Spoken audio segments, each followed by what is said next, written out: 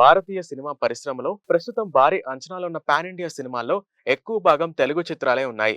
ఈ క్రమంలో global star Ram Charan నటిస్తున్న తదుపరి చిత్రం కూడా ఒకటి. దర్శకుడు శంకర్ తో చేసిన గేమ్ చేంజర్ చిత్రం ఆలస్యం కావడంతో పాటు ఆశించిన ఫలితాన్ని ఇవ్వలేకపోయింది.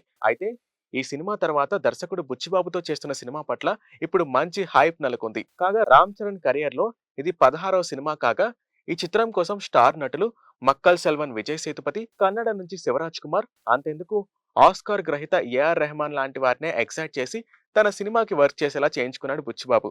ఇలా తన పరంగా మాత్రం భారీ హైప్ తో బిల్డప్ ఇచ్చాడు. ఇన్ని సెటప్లు చేసిన బుచ్చిబాబు మరో మైండ్ బ్లాకింగ్ ప్లాన్ ని కూడా గ్లోబల్ స్టార్ సినిమా కోసం ప్లాన్ చేసినట్లు తెలుస్తుంది. అయితే లేటెస్ట్ రూమర్స్ ప్రకారం ఇండియన్ క్రికెట్ కి చెందిన ఒక బిగ్ స్టార్ రామ్ చరణ్ సినిమాలో కనిపించే అవకాశం ఉన్నట్లు తెలుస్తుంది. ఆ క్రికెటర్ ఎవరో కాదు, ఇప్పుడు ఐపీఎల్ వస్తుందిగా, ఐపీఎల్ లో ఏ స్టేడియంకి వెళ్ళినా ఆ హోమ్ గ్రౌండ్ ని సైతం డామినేట్ చేసే జెర్సీ చెన్నై సూపర్ కింగ్స్. ఆ టీం మాజీ కెప్టెన్ ఎంఎస్ ధోని. ఇది వినేందుకే ఒక రేంజ్ లో ఎక్సైట్మెంట్ ని తీసుకురావచ్చు.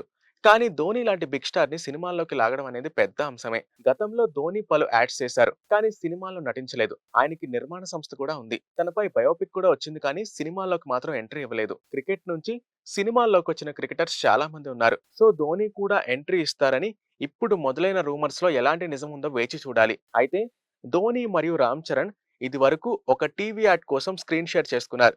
ఇద్దరి మధ్య మంచి స్నేహం కూడా ఉంది. పైగా ఈ సినిమా కూడా క్రికెట్ నేపథ్యంలో ఉంటుందన్నారు. సో ఛాన్స్ అయితే లేకపోలేదు. మరి ఈ భారీ సినిమా కోసం ఎంఎస్ ధోనిని కాస్ట్ చేస్తున్నారా, లేదా ఇదంతా గాలి బజ్ మాత్రమేనా అనేది వేచి చూడాల్సిందే.